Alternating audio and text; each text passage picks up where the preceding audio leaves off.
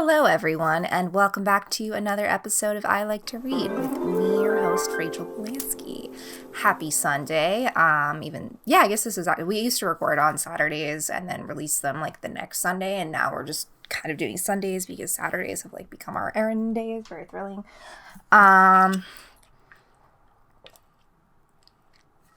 Water break.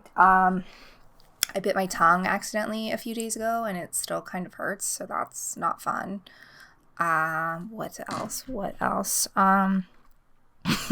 Really great energy, right? The bonus of recording on Saturdays is I'm usually caffeinated. Today I'm not caffeinated, so I'm a little bit lower energy, but we're still going to bring the vibes. We're still going to bring the fun. So today I'm going to start off with a special quiz. Literary adjacent, of course. It is Which Knight of the Round Table Are You? And that is because one of the books that I will be delving into shortly is very Arthurian related. So I figured that this would be a fun little warm up for us. As always, it will be linked down below. Would love to know which Knight of the Round Table you are. But let's see which one I am. Okay, so question 1. You are offered a seat at the round table. Do you accept it? No way. Chivalry is for suckers. Of course, those round guy tables are the best, and I'm the best. We belong together. Not right away. I have some personal issues to work through first, but I'll definitely think about it. Yeah, I probably want to, but I probably have some stuff that I gotta deal with before I fully commit to it, so I'm gonna go with that one. Question 2. Pick a food. Fish. Holy Communion is all the sustenance I need. Red meat. Nuts and berries or fruit. If you know me, you know that I'm a vegetarian, so I'm going to have to choose fruits. Nuts and berries are probably be a little more sustaining, but a little apple, which is the picture, just sounds real fresh and nice right now. Okay, you have some free time on your hands. How do you spend it? Free time? Who has free time? A good knight can never stop winning worship. Catching up with old friends and spending time with loved ones. Plotting against those who oppress you. Hunting, fishing, hiking, camping, anything that gets me into the great outdoors. I'm going to go with catching up with old friends and spending time with loved ones. Okay. You find a sword in a stone with an engraving that says it can only be pulled by a truly great knight. What do? Convince someone else to pull it first, then mock them when they fail. Duh, pull it. Who's better than me? Leave it alone. There are plenty of great knights out there who are worthier than I am. I kind of want to pull it, the sword of the stone. I'm enticed by it. I'm the best knight in the world. Yeah, let's do that one. You discover that the king's best friend is sleeping with the queen. What do? Keep your mouth shut. It's none of your business and might do more harm to the kingdom if the king knew. Trick the two lovers so that the king discovers them together. Accuse the queen of adultery in a really public situation. Tattle, the king must know about this treason. I'm going to keep my mouth shut. What happens between two people? What happens between two people? I'm going to leave them alone. You have a strange dream that you suspect is prophetic. Who do you turn to for guidance? The local wizard. He's kind of a kook, but his prophecies are surprisingly accurate. Your psychic aunt. She may be a crazy hippie, but she knows a prophecy when she hears one. An old religious hermit who lives in a nearby forest. Those guys always know what's up. Or ignore it, it was just a dream, didn't mean anything. I feel like the local wizard who's kind of kooky, he seems like my kind of guy, so I'm gonna go with him. You are on an incredibly difficult quest which you may never be able to complete. What is the thought running through your head? Difficult? You think this is difficult? I could do this with my eyes closed and one arm tied behind my back. Bring it on. Must win. Worship cannot fail. This quest is totally not worth it. I'm going home. The point of the quest is not to complete it. It's the journey that's important. I'm learning so much. If I were going to judge this base on how I exercise and hike, I usually pump myself up. I'm just you got this. Just 5 more minutes or 10 more minutes or whatever. So must win, worship cannot fail. I think that's what I'm going to go with. You fall in love with someone who does not love you back. What do? Die of sorrow. Stalk them. Love them from afar, trick them into sleeping with you. Yeah, I feel like I might trick them into sleeping with me. Then if they didn't already love me, then I could probably convince them after sleeping with them. That's my logic. We're halfway through, guys. Sorry, this is a little bit of a longer one. Someone has fallen in love with you, but you are not interested. What do? Treat them with courtesy, but don't lead them on. You might not return their feelings, but you don't want to make them even worse about it. Write them a check. You'll never love them, but at least they can't say you never did anything for them. Be with them anyway. They're probably a really nice person if you just give them a chance, or make fun of them incessantly and make out with other people in front of them. I'm going to treat them with courtesy, but not lead them on. Like, I respect that people have crushes and not everyone feels the same way. Lord knows I've been in that situation many times, so I want to be polite, treat others how you want to be treated. How will you most likely die? Peacefully in my sleep, and my body will be carried up to heaven by the very angels themselves. Stabbed in the back by my treacherous foes, or mortally wounded in hand-to-hand combat. Most likely, who knows, but like one that I want, obviously, I think I would love to die in my sleep. Like, that would just probably be best and less painful for me. You are riding through a forest on a quest when a deer runs by. What do? Follow it. You're always up for an adventure. Let it go. You cannot be swayed from your quest, or kill it. I mean, I guess I'm on a quest in this situation, but again, vegetarian. I don't want to kill the deer. I just want to like let it go. Like, do what you gotta do, deer. Don't impact me. You have won a fight against your enemy, and he begs you not to kill him. What do? Hug it out. Why were you even fighting in the first place? It's a little too hippie for me. Kill him, or let him go. He was a worthy opponent and doesn't deserve to die. Treat others how you want to be treated. I will let him go. As you are traveling down a road, you encounter a stranger. How do you greet him? Ask him his name. Maybe he's a fellow knight of the Round Table. New friends. Whoever wrote this quiz was clearly having a little bit too much fun. Challenge him to a duel. If he's worth knowing, he'll put up a good fight, or kill him. Yeah, just ask him his name, see what his intentions are. Let's go with that one. You've encountered a damsel in distress. What do? Keep going on your way. She will probably be fine. Help her, of course. Isn't that what all good knights do? Or kill her. I mean, I want to say I would help her, but like, I realistically would probably just be like, yeah, it's fine. Someone else will help her. Just like go on my way and not worry about it. The damsel who is following you on your quest is constantly critical of your fighting technique and your personal appearance. How do you react? Use her criticism as fuel to fight even harder. Ignore her. Women shouldn't be giving advice. Fall in love with her. Nothing gets you going more than a feisty woman. Or kill her. Probably would fall in love with her. I mean, it's like kind of like, methinks the lady doth protest a bit too much. And our last one. The best knight in all of the land is staying at your house tonight. What do? Kill him.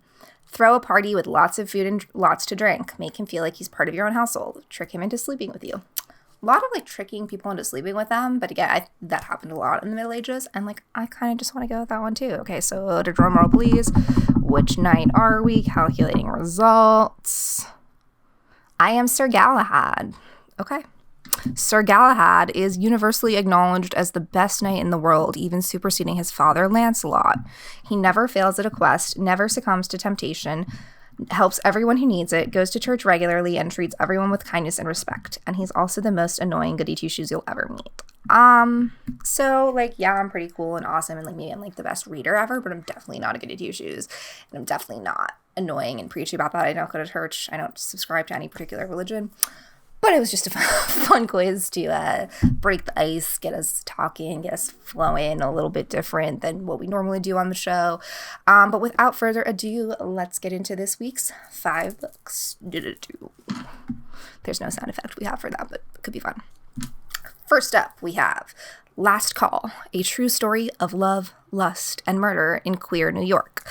So this is as the title says, a true story about a true crime situation, although it tackles the story of the Last Call killer, which I had vaguely known about as a killer who was targeting gay men. He sort of would frequent the bars during last call. He would be seen going home with them, and then the men would never be seen again. So this was in the 80s and 90s, and it seems like, I've vaguely heard of his name. I can't speak to any specific podcasts or real episodes that I can think of really talking about this case and talking about him as the book goes into. It's also because during the time AIDS was super prominent, so people were already very skeptical and frightened of gay people, and so a killer who was specifically targeting gay men was sort of pushed to the side. You have to think, if this killer was targeting white women or even white cis straight men, would that have been much more prominent in the media? Probably yes. So part of it is sort of trying to find the killer, which they do eventually find. However, there's not a super beautiful bow is neatly tied like the Jinx, and we know that Robert Durst killed it and he confesses. Spoiler alert, if you haven't seen the Jinx, that won't even ruin it for you because it's the best true crime documentary ever. Excuse me. So it's really well done because each of the victims and the men who were officially killed by the last call killer are really explored from not just, their final moments, but really their whole lives and their larger sense of where they fit into the gay community that was really thriving and emerging in New York City at this time. It's definitely a heavier subject. I mean, there's murder, there's discrimination, there is homophobia, there's a lot of darker, deeper things, but it really, it flows as if it were fiction, but with, knowing that these are real people and a real case. The author, Elon Green, really gives a lot of gravitas and weight to the victims and doesn't make it about, the killer and the search for this killer, but, who were these men and what were the circumstances and what was the world like? And he really does do a more sociological, anthropological exploration of New York City and the gay scene at the time, while using that as the backdrop to bring these men's individual stories to the light. And like I said, as someone who would consider themselves pretty much a true crime aficionado, this is not something that was super on my radar, super familiar, but read really quickly. I think it was less than 300 pages. And also when you're looking at a nonfiction book, always good to remember that even if it seems too long or a little bit daunting, that there's usually a notes and a footnotes section that is certainly worth skimming and looking at, especially if you're interested in learning more about the subject, but it's something that you don't necessarily have to read and devote the same attention to. So that can sometimes knock off a good 10 to 50 in larger book cases.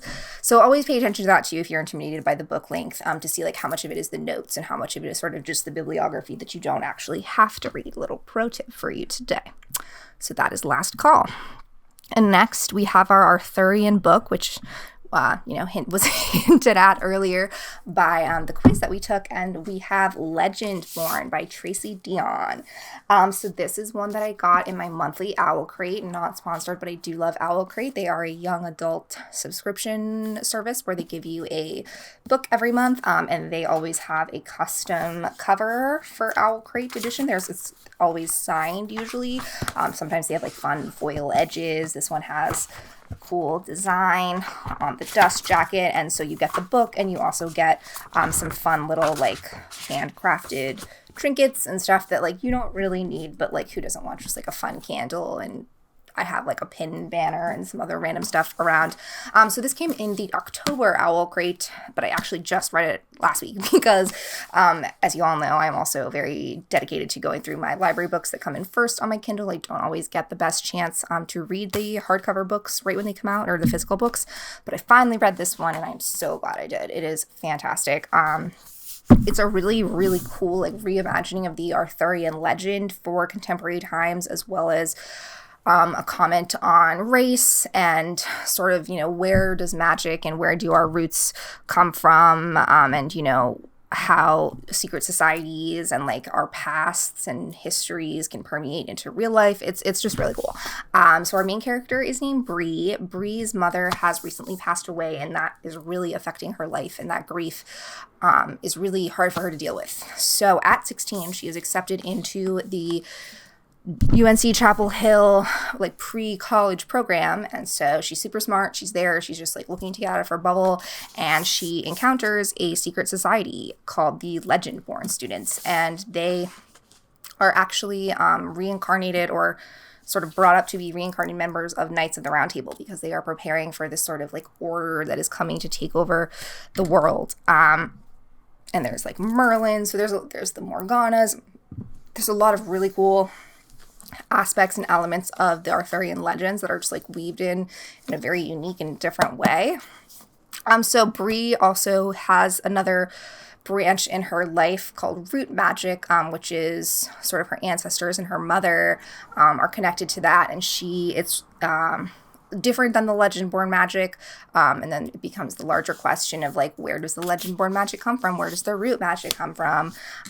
What does it mean to be a descendant? And how do we know the truth? And how do our parents' lives and decisions impact ourselves? All while she's dating a guy who's basically supposed to be King Arthur reborn and the conduit for King Arthur and like the Sir Lancelot and other stuff. And so it's a little bit lengthier. I think it was almost 500 pages, but again, it's a young adult novel, so it reads a little bit quicker paced. And it's just like such a really just like unique reimagining, even though it's a young adult novel, right? Just like she's 16, but she feels like she's in her mid to late 20s. She's super mature, but also very like going through a lot of stuff and not afraid to let you in and show you her. And so I think this is the first in a series, so I am excited to see what comes next from Legendborn and from Tracy Deonn. Okay, and next we have the Hungover Games by Sophie Heawood. Sophie Heawood is a British journalist, writer who, this is a nonfiction memoir about that time that she accidentally got pregnant and decided to keep it and keep the baby. And now she has a full-grown daughter. And so how we sort of get to see what led her up to this point in her life. She is told that she is virtually infertile, so she can't get pregnant. She has sex with a guy that she's been sort of casually seeing, and lo and behold, she does get pregnant. She decides to keep that baby, which of course has lasting impacts on the rest of her life. It's told in a few different parts. So the first part of the story, Sophie is living in Los Angeles, just kind of floundering around as a journalist. And while the life was at once really great for her, she's like learning, as she's becoming more of an adult, that there's like more she needs, both internally and externally imposed upon her. And so she views the baby then as this sort of, if I'm going to have a baby, I should have a family and I should have a perfect life and a childhood. But what happens if you do get accidentally pregnant and you decide, you're older, you never thought you would be able to have a child, so it almost feels like a miracle. So the majority of the story is told as she is pregnant and then has her child, gets to know herself, again with this child, and then also what it's like to date and be a single mother and live her life in the world after she's had her child and just continue to like live as herself, but as somebody a little bit different. So her relationships with her friends and her family are all very, different than sort of what she has grown to expect, so she's always kind of felt like an oddball. But then what's it like to come back to that and to find that grounding sense of community is explored in this. It's Goodreads says it's Bridget Jones's diary for the Fleabag generation. And it does, I've never actually read Bridget Jones's diary. I've seen the movie, and of course I've seen Fleabag. But it's that sort of, irreverent British woman who is giving you a peek behind the curtain into her life. And while it may have looked really cool and fun and appeared perfect on page, and you might just look at Sophie Heawood with her daughter and think, wow, what a wonderful life. But like, how did she get there, and how she continues to live her life and to share that on the page is really beautiful and special. 2 more here. I'm like telling that more to myself than you guys. Okay. Next we have The Scapegoat by Sarah Davis. This was one of those ones that's like a very literary, very sort of like experimental and anonymous and interesting, while also being like extremely personable, if that makes sense. When I say anonymous, so like our main character's name is N. We never get to know his real name. Sometimes I find that when like someone has just an initial or sort of like an anonymous thing as their name, it's a lot easier to sort of imagine it is a more amorphous story and like let a little bit more of like the mystery and the weird destabilizingness flow through. So N's father has recently passed away, and they've been estranged up until that point. In order to sort of solve the mystery of his father's death, he goes to this old Spanish hotel, and while he's there, things are very weird. Like time moves differently, and the way that he experiences his stay and experience is very different than other people. So all of that is like explored very interestingly without it being like too much of a Twilight Zone Black Mirror. It's much more of like an internal examination of one's world. But then there is also this sort of like underground academic society threatening to thwart him. There's this like mysterious woman who keeps appearing. So it's very, like I said, it does have those elements of like a Twilight Zone Black Mirror type novel, but it's much more of like an internal examination and character study, and also just sort of like a, what is reality, what is not.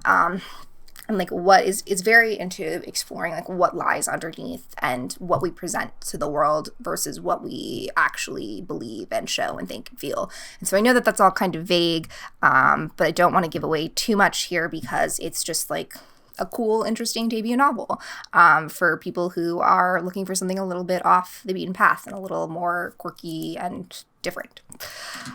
So that is The Scapegoat. And last but certainly not least, we have Sarahland by Sam Cohen. So like, obviously I really like all of the books that I'm talking about here, but like this one I really, really liked. It's a collection of short stories all about women or people named Sarah. And they're just like funny and really relatable and well written. The first one is about a group of Sarahs similar to the group of girls and Heathers who all have the same name, and then there's one Sara who slightly feels like out of the group and different, and how she becomes friends with another girl and like slowly distances herself from the group. There is the Buffy loving Sara who's obsessed with fan fiction, and how she then sort of uses that fan fiction to create this almost non-existent relationship with another human being. There is another Sara who is, there's just like it's all different kinds of time periods, it's all different kinds of women, it's all different kinds of ages. There's trans women named Sara. There, as Goodreads put it, which is I really like, while Cohen presents a world that will clearly someday end, Sara will continue. In each Sara's refusal to adhere to a single narrative, she potentially builds a better home for us all. A place to live that demands no fixity of self, no plague of consumerism, no bodily compromise, a place called Sarahland. It is just over 200 pages. I don't know, I think there's 5 to 8 short stories I want to say in this. So really quick, really easy to read, just bang one out a night. If you are against reading, you could also, not against reading, but if you're dipping your toe back into the waters. Or I'm pretty sure once you read the first short story and you're just like, wow, this is fantastic, I want to read the rest, that you can easily power through it in one night, but just read it however you read it. And that being said, that is this week's 5 books. Let me know which night of the round table you are. Let me know what you've been reading. And until next time, stay reading. Bye.